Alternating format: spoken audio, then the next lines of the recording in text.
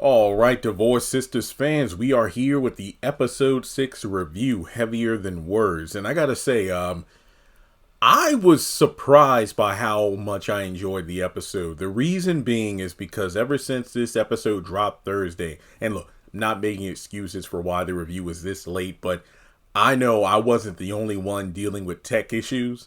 Well, it wasn't my issue. It was more like BET Plus because I was up early. I want to say around 4 a.m. or so Thursday morning. And I went to BET Plus on my laptop via 3 different browsers. I even tried to go through my Amazon Prime account to get to BET Plus. I tried it on my phone. I tried it on my televisions. But no, it wasn't working. And I remember several people on Twitter responded saying like, hey, I couldn't get access to the episode until like late in the afternoon. Or some people said, yeah, I actually did watch it when it dropped at 3 a.m. But then when I went back around 6 or 7, it wasn't up. So on top of that, I had a dentist appointment that morning. So the rest of my day was pretty booked. But aside from that, of course, the one thing people kept telling me to talk about, Jeremy, did you see the scene of Geneva walking through the back alley? This is when later in the episode she's going back into the yoga studio, and then there's the you cannot ignore it because it's so loud, where Tyler's in the background going like, ready and action. And the thing about it was, everybody and their mom was talking about that. Like, that was the main talk. Well, the only talking point. I barely saw anyone talk about the episode online or in my DMs. Everybody, because typically when an episode of Sistas, or basically whenever any of the shows I review airs, it's not uncommon for me to get a bunch of inboxes from people like, yo, did you see this and that? Everybody was talking about and action. I mean, a couple people talked about the cliffhanger, but that was it. But when I sat down and watched the episode last night, I thoroughly enjoyed it. And before I get into the actual review, another thing I want to point out is that I think one reason I really like Divorce Sisters is that for the most part, when we have a scene between characters, whether it be 2, 5, or whatever, we stay on that scene.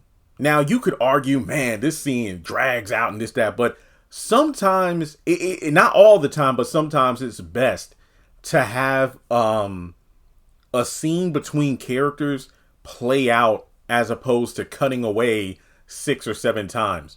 Like, I fully expected after after Jeff got off the phone with Tiffany, I expected to go over to another character and then come back when he goes into the house to, talk to Rashida. It's just, this episode was so well crafted. I want to say the first half, like 25 or so minutes, because the episode itself was like 51 minutes. The first half of the episode focused on the Rashida and Jeff stuff.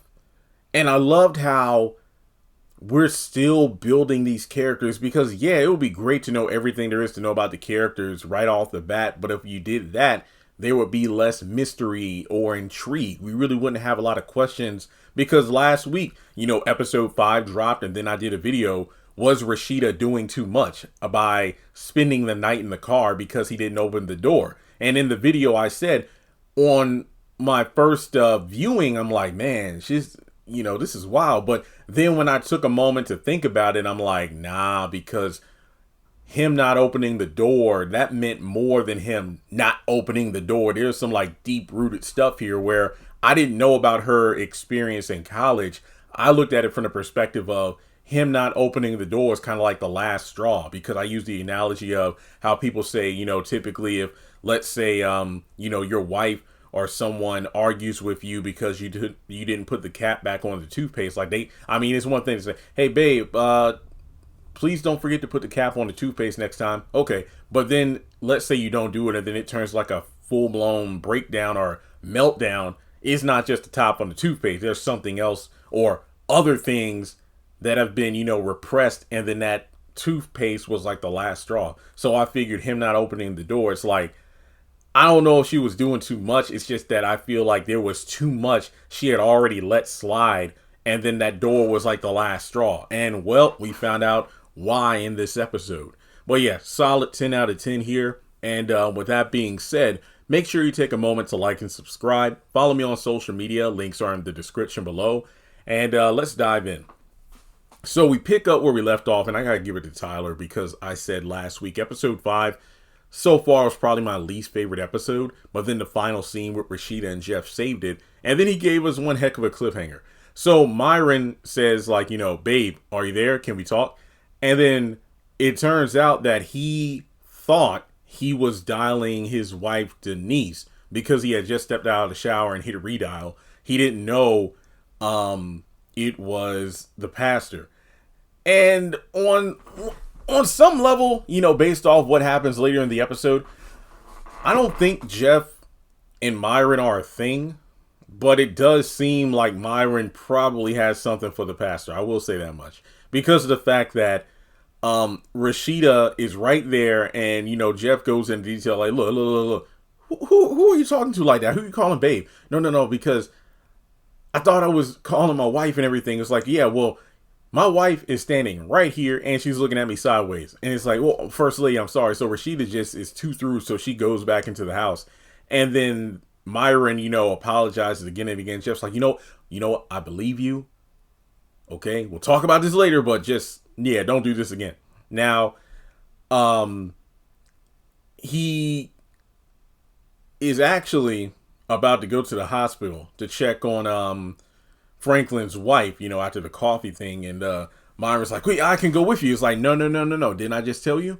I'm going by myself. I don't need you to go. I don't need you to check on me every single. Well, it's my job to take care. Well, I understand that, but basically don't overstep bounds. So, like I said, while I feel like it's legitimate that Jeff isn't into Myron like this and whatnot, it just seems like Myron is ready and willing and able to go above the call of duty if the task so demands it. So I don't know.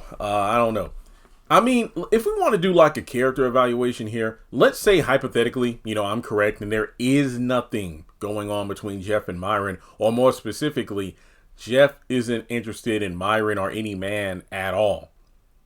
It's just effective misdirection on Tyler's part with the writing. And the thing about it is, one has to wonder, due to him being the pastor of the church and whatnot, if he allows himself, the saying of keep your friends close and your enemies closer. But do you think that on some level, Jeff keeps the wrong people around for the services they provide? Case in point, Franklin and his, toxic antics and everything like that. But the fact that he's one of the top donors of the church, Jeff feels like it's in his the church's best interest to keep him around.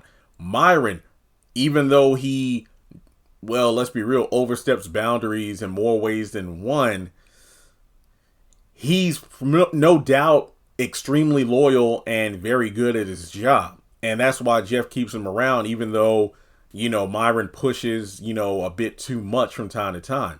So I wonder if it's just one of those things where Jeff is really looking at the performance of those around him and what they do in service of him and, more importantly, the church, as opposed to the character of those people. Just something to think about. Now, after this, Jeff gets in the car and he starts to pray. And honestly, I'm guilty of not doing this as much as I should, in terms of first thing I do in the morning, besides doom scrolling, just take a moment to pray, because it really does change your day. Just like a moment where you just sit in bed or wherever and you just whisper to God, and hey, it kind of changes your perspective on a lot of things. So as he's praying for guidance amongst everything going on, Tiff calls and asks about Rashida. I've been trying to call her, but she hasn't been answering.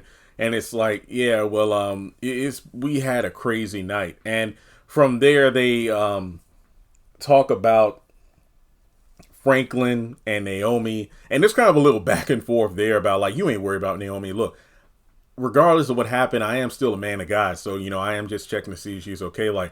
She's probably going to be in there for a while. Well, yeah, Geneva and Javon got her out last night. Well, regardless of that, Franklin is going to come after her. There's no doubt about it. After what happened, So basically, they can at least agree on the fact that the Franklin Naomi tension is not going to simmer down after what happened last night. If anything else, it's only going to get worse. But from there, Jeff says he messed up bad, and Rashida is really mad at him. It's like, and Tiffany automatically assumed, what, did you cheat on her? And I'm like, wow, that's, well, then again, that isn't a stretch due to the fact that, let's be real, more 99.99999% of the time, whenever a couple, let's just say celebrity or famous couple, whatever the term you want to use, a well-known couple breaks up, gets a divorce, whatever the case may be, the first assumption by most women is, the man cheated, just like, Corey Hardrick and Tia Mowry. When the divorce thing became big, people automatically assume, oh, he cheated or he did this or that. And the only time Corey actually responded in regards to the divorce situation was to clear up the misconception of there was no cheating going on whatsoever. And then that was the only thing he said about it. Because people, women, not all, but most, generally think that any sort of breakup is, one, the man's fault, and two, he cheated. And no. So from there, he mentions the whole door situation. It's like, it's over. Wait, what? I ain't gonna lie. I kind of like how this scene played out, because I would have been completely on Jeff's wavelength in that situation. Like, imagine if, I don't know, one of the best friends of my lady straight up said, because it's like, I told her what happened. It's like, I didn't cheat. I didn't, do anything crazy like that. I forgot to put cheese. No. I forgot to get extra pepperoni on her pizza. It's over. Wait, what? It's like, wait, you mean what about the extra pepperoni? Like, okay, I'm going to be careful how I say this, because I don't want to joke around like what happened to Rashida wasn't terrible. But when I think about the pizza analogy, it's just like, let's downplay it for the sake of this conversation. Like, I'm on the phone with a girl that's friends with my lady, and she's like, oh, Jeremy, you didn't get extra pepperoni? No, I didn't want to pay the extra 85 cents. It's over. What do you mean it's over? Because I forgot to put extra pepperoni? Yeah, well, you see, whatever happened to Ashley, I'm just making up a name, okay? I don't have a lady. I'm single. It's like, yeah, well, something happened in college. Ashley was dating a guy who worked at Domino's, and, this was during exam period, and she was, like, having late night cravings for pizza because it was something that helped her, get in the zone when it came to her getting good grades. And when she asked her boyfriend to get her a medium-sized extra pepperoni, he came back with just regular pepperoni. Okay, what's the big deal? Well, because he forgot the extra pepperoni, she wasn't able to stay up long enough, and then she ended up getting a D on her exam and had to repeat the class. And then she broke up with him. Wait, what? See what I mean? Like, I would be dumbfounded.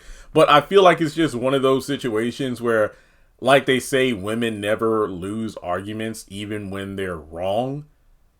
And men just have to accept it. So it's just one of those things where, to Jeff, it doesn't make sense. It's like, I didn't open the door. Well, you see, back in college, there was a frat dude that brought her to, his room, and they made out. And the frat bros got involved. And, like, when she tried to open the door, they were holding it in, place so she couldn't get out. And then she got graped. And that was one of those situations where, because she would never... Yeah, that's right. She has two rules. Don't hang up on her, and don't leave the door closed on her. Basically, open the door and don't hang up on her. Part of me wants to know if the whole hanging up situation was also a bad experience from college, or that just could be a common courtesy thing. It's kind of like with Veronica and the Haves and the Have-Nots. What were her two rules? David, don't cheat on me, and don't put your hands on me. So, wow. And you got to give it to Jeff, because he dropped everything and went back in the house, because Tiff like, look, if I were you, I would go right back into that house, because like, well, I got to go to the hospital. Well, just say good. I love how Tiff was just so deadpan with her delivery.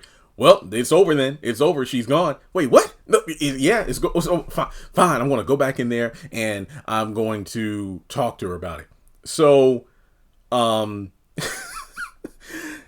he got off the phone and rushed inside and talked to his wife about, his insecurities. Basically, the fact, like, I know I messed up. I should have opened the door for you. I'll never make that mistake again. And the thing is, I'm just insecure about everything. The fact that everybody adores you and loves you and respects you, and your book deal is bigger than mine. And, essentially, and I love how we're getting some lore here. Essentially, everything that goes on with the church, like while he's the pastor and she's the first lady, they are kind of, intertwined. It's like, what's that saying about, being with someone who's, y'all on the same yoke or whatever, the situation like that. And it just seems like, despite Jeff being the front man, his wife, has the bigger, I guess you could say following, if you will, where, people want to hear Rashida's story more than Jeff's story. And he talks about how people just automatically adore you. I have to work for that same kind of affection, and I get nowhere close to that. It's just that I feel like I don't measure up to the man that you deserve because you could do so much better than me. So basically, and I gotta admit, Rashida was taken aback by this because it went from he didn't open the door, I slept in the car, to dudes on the phone calling him babe. And then all of a sudden, the switch is he's saying everything that I want to hear. What's going on here? And then it's like, so you're being open and honest with me now? Yeah. Well, how about Myron? What? No, I don't swing that way. I'm paraphrasing, but he basically says, look, I don't swing that way at all.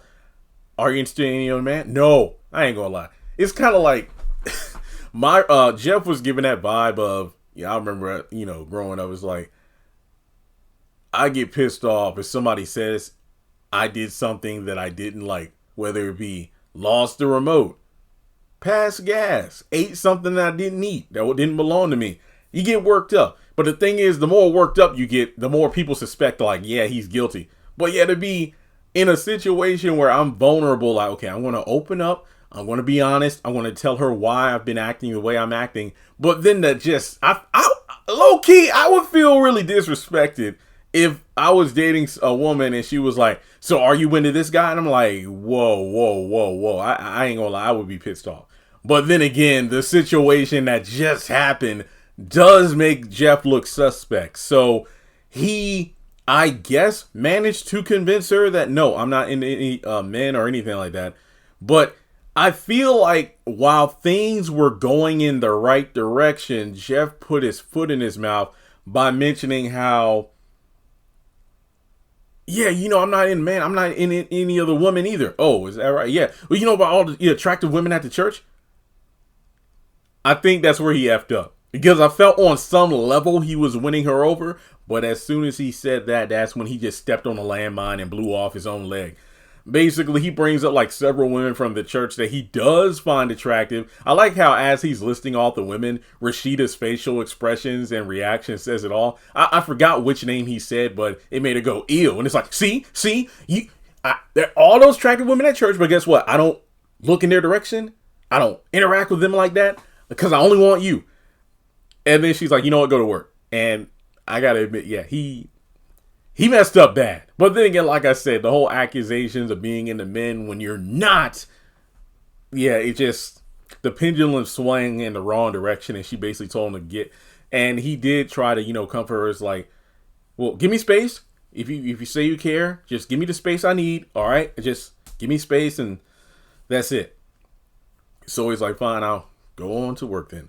So after, I believe Rashida got out of the shower, she gets on a call with Geneva, and this woman is, wow. Now, I gotta say this much, because the full conversation between Geneva later on is very telling. I will get into that, but I want to say up front, episode 1, loved Geneva. Episode 2 onward, dang, this woman's annoying. But I have to give credit to Tyler's writing and the way Kadeem plays the character, because like I said, I'll get into full detail later when they're talking at the church, but Geneva is a necessary character due to the fact that she represents a lot of women in today's culture, dating culture, whatever you want to call it. And it's just, wow. So she is following the pretty lady from the school, and Rashida's like, wait, you haven't like changed clothes? Wait, you're still wearing what you had on last night? Yeah. Look, turn your car around, go back home, take a shower, and meet me at the church. Come see me. No, no, no, I actually need to. She's turning off. And it's, man. So after they get off the phone, Jeff actually comes back in. It's like, wait, I thought you were going to go to church. And it's like, well, I was about to leave, but then I came to my senses and I'm like, you know what? I'll wait for you so we can go together. What? Because Rashida, I want to start driving together again. And you could see the look on her face because she wasn't looking at Jeff, but it's almost, and I love the way LaToya played it where her face lit up just a little bit, but at the same time, it's like, wow, I can't believe, wait a minute, what's going on here? Because she's like, you know what? I'm not going back to the hospital. Well, you know, what I can do is I will drop you off at the church. I'll go to the hospital, come back to the church. We'll, do our thing. And then when it's time, I'll drive you back home. I'll drive us back home and, we'll go together. And she's like suspicious, like, wait a minute, what happened? What's going on here? Why all of a sudden you just basically saying everything I want to hear? And he's like, no, it's like, baby, I just realized how wrong I was. Like, no. There's something going on. It's like, because can you tell me like why the whole not opening the door is such a big deal? And it's like, wait a minute. And I love how she goes down the list and about like, wait a minute, ain't no way you and Naomi don't talk like that. And nah. And Bridget doesn't know about what happened, so it had to be either Geneva or Tiffany, and Geneva wasn't at home last night, and she's off doing something right now, so it had to be Tiffany. And I'm going to call her right now. No, please, don't. And I like how he explained, listen, believe it or not, I want to tell you what happened.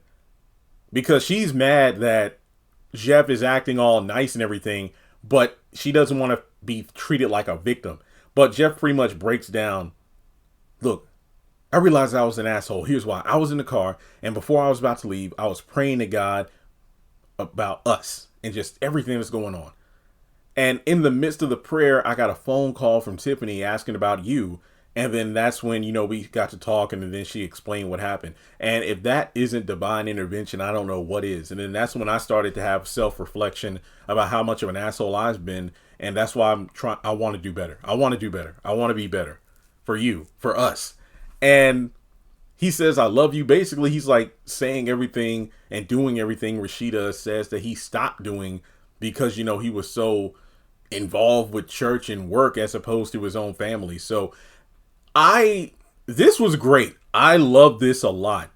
And like I said, this was like over the first chunk of the episode, the first half, but it felt so good because the acting, I bought it. I know some people are like, oh, Devon Franklin can't act. I think he did a fantastic job with this.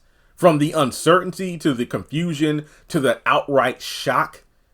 This was great. And like, hey, everybody has a right to their opinion, but I think he played the role well. So after this, we go over to the church and Calvin is sitting, towards the front door. So when Bridget comes in, he steps to her, they can talk. And she reveals that Vaughn got put out. And he mentions, he's like, so where's he at? Well, I don't know. I put him out. It's like, wait, you know where he is? Wait, what are you talking about? The police. The police? Yeah, with everything that happened. And I'm thinking to myself, well, I could be wrong. Maybe because it has been over a week since I watched episode 5, but didn't Calvin throw the first punch? If I remember correctly, because I think this was about some keys. And Vaughn kept saying that he didn't have the keys. And then when Calvin came over, he asked Bridget if he could, go upstairs to confront him about it. And he did, and he still said no. And then that's when Calvin roughed him up and punched him. But then Vaughn retaliated. And look, put aside what Tiff said about Calvin being a boxer and everything, and the fact that he could have whooped Vaughn's ass, but he didn't. But yeah, if I remember correctly, he threw the first punch. And on top of that, when they were in the shuffle, Bridget tried to break him up, and then she got knocked down. And then, Yeah, so I don't know. I rewatched the scene, but I couldn't make sense of it. Maybe somebody else could chime in. But yeah, so the cops is like, they need to know where Vaughn is to arrest him. So in any case, number one, this is not the first time Vaughn has been put out. So essentially, Bridget and Vaughn kind of have a mini Karen and Zach dynamic there. Now, as the moment he's like, yeah, he's going to jail, that's when Rashida and Jeff come through the front door. They holding hands and smiling and everything. It's like, wait, who's going to jail? Oh, nothing. Pastor, can I talk to you for a moment? So you have Calvin and Jeff going to the office, and Rashida and Bridget go to her office. And as soon as they get in there, that's when Rashida's like, wait, so what's going on? And I love how Bridget's like, whoa, before we get into that, what was that? What do you mean? What was that when you and the pastor walked through the door together, smiling and everything? It's like, you got something last night. No, it's not about that. So let's talk about what's going on. And that's when Bridget gives a rundown of what happened over at the, her place. And from there, she's like, yeah, well, I didn't know he ever got violent or anything like that. I mean, yeah, I've put him out before and we've had arguments, but to see him like go Hulk mode like that was really weird. So from there, they talk about how with the Naomi situation going on, they're going to go over there later today to try to, figure out things with her. But I love how Bridget was teasing, Rashida about things going well. But here's the thing, though. I do hope that the Jeff and Rashida thing, I'm not saying everything needs to be resolved right away. We can do baby steps. And like I said, just because the show is called Divorce Sistas doesn't mean every single one of these women needs to get a divorce at some point. I mean, just because things are seemingly going well with Rashida and Rashida and Jeff right now, I hope that it trickles down to their children. And what I mean by that is I could see their kids being suspicious about their parents not arguing or not going at each other's throats. Like, the fact that they're kikiing and, they're having dinner together and stuff like that is going to throw them off. And I wonder if that's going to impact the way they behave, specifically the son, like Jeff stepping up to be a father. I can definitely see a situation where Jeff literally does try to become, an active father, discipline or loving or whatever. And then the kids will be like, well, specifically his son, like, whoa, like, what are you talking about? Where's mom? Like, I mean, why all of a sudden you acting like a parent now? That kind of thing. I could really see that kind of dynamic going on, and then that'll lead to some tension there. But yeah, I just feel like we could definitely use at least one couple in this show that stays together because they work through their issues one thing at a time. It's baby steps. And with Jeff, it's the fact that he needs to spend less time focusing on his work as opposed to neglecting his wife and children. So when you really think about it, so Naomi's divorced. Tiff is seemingly getting into a dating romance with the same guy that was involved with an affair with one of her own best friends. So Tiff, even though she's divorced, her first step back into the dating world could be disastrous unless Javon actually does fall for her. Bridget, well, we know she's got into a nasty situation, particularly what happens at the end. And Geneva is bored. So yeah, to actually have Rashida be the one in a relationship that works out because both parties are putting in the work, I'm here for it. Now, after that, we go over to Geneva, who's about to leave. And we find out that, Tiffany calls her and she's ignoring it. And Tiff's like, oh, so this is what it is. Wait, what? Because she didn't expect to see Tiffany there. Oh, yeah. So Tiffany, I believe, works in realty, showing houses and things like that. And the thing is, Tiffany calls Geneva because, like, okay, I've been trying to reach you all morning. It's like, yeah, well, I've been really busy. I got to go to work and things like that. Yeah, sure. And the thing is, the reason she's there is because she's showing the house that's right next door to William and Geneva. And, Javon texted me, excited for our date. And it's like, oh, okay, well. And that's when Javon actually pulls up because he's the one looking at the house. And the look on Geneva's face says it all. which is wild work. It's funny. I love it. And he's acting all lovey-dovey to Tiff. And yeah, so might be neighbors. That might be cool. Yeah, well, let me know how it goes. So Geneva gets out of there because we know she has another thing going on involving the pretty lady. So Siobhan is like really flirty, brings flowers and things like that. Well, wait, we met less than 24 hours ago and like you're all over me. What's going on? No, just like what I see. That's all. Can't wait to kiss you. Maybe after the date tonight. We'll see. And hey, strictly professional. That's when the real realtor comes over and then they show Javon the house. Now, we go to Geneva popping up at the yoga place. And I'm just like, this woman, I swear. Who was that one comedian? Was it Bruce or Ari Spears or something like that? No, actually Anthony Anderson, too, could play that game. The FBI ain't got shit on a woman with a plan. So she pops up over at the yoga studio after the class is over. And she says like, she's like, yeah, the class actually just ended. But in about 2 hours, the next class will begin. Well, actually, no. We'll say, you're a pretty lady. Okay. Somebody must appreciate you. You got that ring on your finger. But actually, I'm the mother of Anika, one of the classmates of your daughter. Yeah. Yeah, and she wanted to schedule a play date really bad, and I'm sorry about this. I know it's random, but yeah, that's right, because your husband's usually the one at the drop off. So yeah, can we exchange numbers? Does my husband have your number? No, he doesn't. Well, actually, wait, that's about to change. We exchange numbers now, and it took me a couple of times to realize what Geneva was doing, but okay. So I believe she got her phone and cut on the audio record. And she like placed her phone secretly on the side of the desk. And then she left, went back in her car, and then lit a I ain't gonna lie, Kadeem played this scene well when she lit that cigarette. So she left for like a couple of minutes. And then she went right back in. And yes, this is the moment where you hear Tyler and action. Okay, let's just pause the review for a second here because people want me to go into detail over this.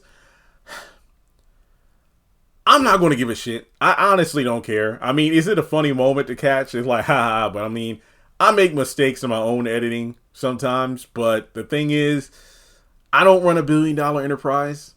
And to be honest, I don't believe, and I could be wrong about this because at some point it probably was Tyler doing the editing, but the dude has a team and he has a whole bunch of projects. So I feel like there is another team of people working on Divorced Sisters, because I remember last year or in 2023, I think it's like, what is it called? The Tyler Perry Studios like dream internship thing or whatever you call it, where essentially young expiring college students and whatnot, those trying to get into the industry, they can, spend a few weeks during the summer at Tyler Perry Studios and get hands-on experience, that kind of thing. And then I remember a clip showing them working on a new season of Zatima. So there is a team.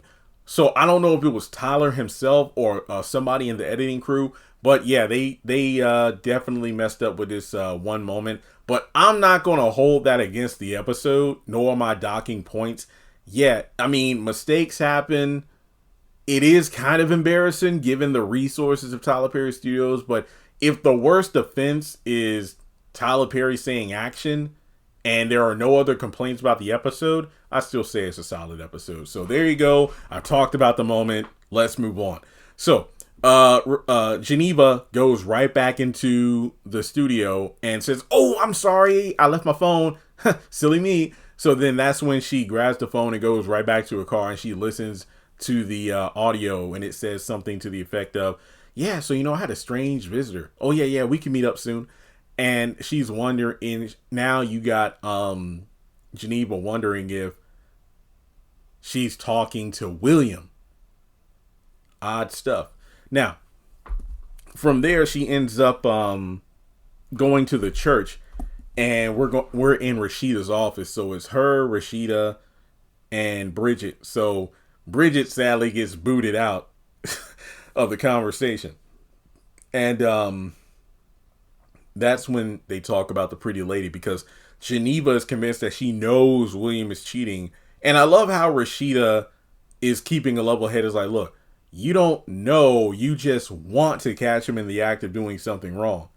You want to confront him. It's like, so what? So theoretically, even if he is cheating, what's happening? Well, I want to catch him in the act, and I want to confront him.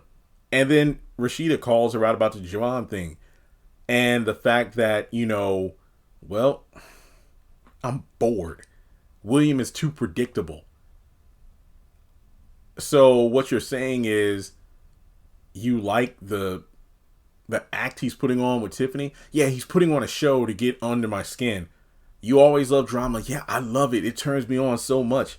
And I love how she's like, so what are we going to do? And Rashida's like, what do you mean we? It's like, you need to stop. No. I mean, like, Tiffany, if things get too bad because she doesn't know about the affair. And Rashida's like, look, I'm not going to tell anybody about the affair. And the thing is, Geneva wants to keep Tiffany away from Javon because she knows that the moment they have sex, it's a wrap, because that one time they did it, that big D was enough to have her hooked for over half a decade. And that's when Geneva starts going in her head. It's like, wait a minute, but what if Javon really likes Tiffany? And that's when Rashida's like, look, you have a beautiful husband who loves and adores you. You need to stop it. And look, you know what? Let's look over the book deal thing. Let's try to divert the subject. No, I looked over the contracts, but there, a couple different things I wanted to point out. But back to the thing, it's like Javon is like, no, hey, you need to stop this. You need to stop this. So let's talk about what's going on here. Now, essentially, it's the fact that she's bored, and I think Geneva does embody what is true of a lot of relationships. And I remember saying this in Sistas, season 7/8. I said, Andy admits that she has this thing about control and toxicity that Gary presents. Jordan is not that guy. He is the safe choice, the loving, caring man who would adore the woman that he's with. But the thing is, Andy doesn't want that. She loves the thrill. She loves the drama. She loves the jealousy. She loves the excitement that Gary brings to her life. Even though anyone with an inkling of common sense is like, that's the path of self-destruction, yet that's the path you want to venture down. It makes no damn sense. And I get it. I'm a William. I'm a Jordan. I've been told, like, I'm that guy. It's like, oh, well, you're nice, but yeah, it doesn't really do it for me. I need somebody with a bit more, I don't know, grit, rough around the edges. Oh, yeah, the guy that beats on you, the guy that cheats on you, the guy that takes advantage of you. Okay, that's the one you want. All right, fine. And that's essentially what's going on here. You got William, who is a loving... I'm not going to hold you. I'm not saying Geneva doesn't love her daughter, but just something tells me there's some sort of, like, I don't know, maybe resentment there. Like, maybe if she knows that Anika is Javon's child, looking at Anika is essentially a daily reminder of the affair she had and the life that she's not living right now because she's quote unquote stuck with William. So essentially she's looking for anything, any little thing, any little excuse to, I don't know. I just feel like she's hoping that William is quote unquote cheating with the pretty lady so they can get a divorce, which is just complete asinine considering everything she's done. And even though it wasn't a fair 5+ years ago, you got to look at the fact that she's been cheating on her husband since. Even though Javon isn't around, you could argue that Geneva has had a love affair with her career for the past 5 years because she's so bored. It's like, yeah, I'm bored with my marriage. I'm bored at home. Let me just try to climb the corporate ladder and become partner in my firm. That way I don't need to be, stuck in my daily predictable routine with my husband and daughter. I can just, challenge myself to distract myself from the life that I wish I was living right now, with the man I wish I was living with right now. But sadly, I'm not. And yeah, so I got to give props to Geneva and Kadeen, for playing her to such a T, because it's really ridiculous that you can give a woman everything she wants or everything that she needs, a stable, loving environment, a home, be a great partner, but because she's bored, because what do they say? Women are emotional creatures. And it's like, one day it's all lovey-dovey, but then on a random Tuesday, yeah, I don't think I'm in love with you anymore. I want a divorce. Wait, what? And you haven't done a damn thing wrong. It's just that she doesn't do it for you anymore. She cheated on you. She got the big D one time and she's been sprung ever since. Damn, that's some crazy work. That's some crazy work. Now, let's talk about the last scene where apparently Vaughn has been like texting Bridget, basically his final message that, things have gotten to be too much. So she rushes out of her office and, Geneva and Rashida are right behind her and they go to talk to Jeff. Calvin steps out and from there she's freaking out. So they try to reach Vaughn over the phone and he's basically at his wit's end saying like, you said you'd be there for me. And then that's when Pastor gets on the line to try to talk him off the cliff, so to speak, because, it's not working. And he's like, look, well, I have some people you could talk to. It's like, no, you're not sending me to a shelter. No. There are some caretakers for, people, in the community. We can get you to, reach out to you and take care of you. So you're not alone in this because, hey, I've had it rough too. You don't know, you got the wife and the car and the big house. I wasn't always like you. I mean, like this, I grew up in the foster system. And when I aged out, I had nothing. I had to work my way up. And look, I'm going to try to help you. But it's too late. And he gets Bridget on the phone. And it's like, no, I love you. And it's like, no. And then boom, we hear a pow. And then that's the end of it. So, dang, I didn't expect Vaughn to go out like that. I really didn't. And heavier than words. I got to say, this was a fantastic episode, folks. I know Divorced Sisters really isn't moving at the pace most people would be accustomed to, but I think it does well enough.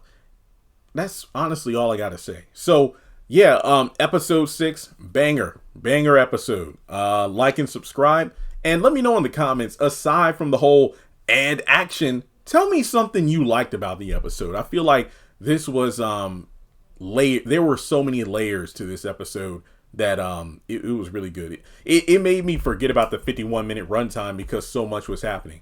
All right, well, with that being said, like and subscribe, and I'll catch you in the next video.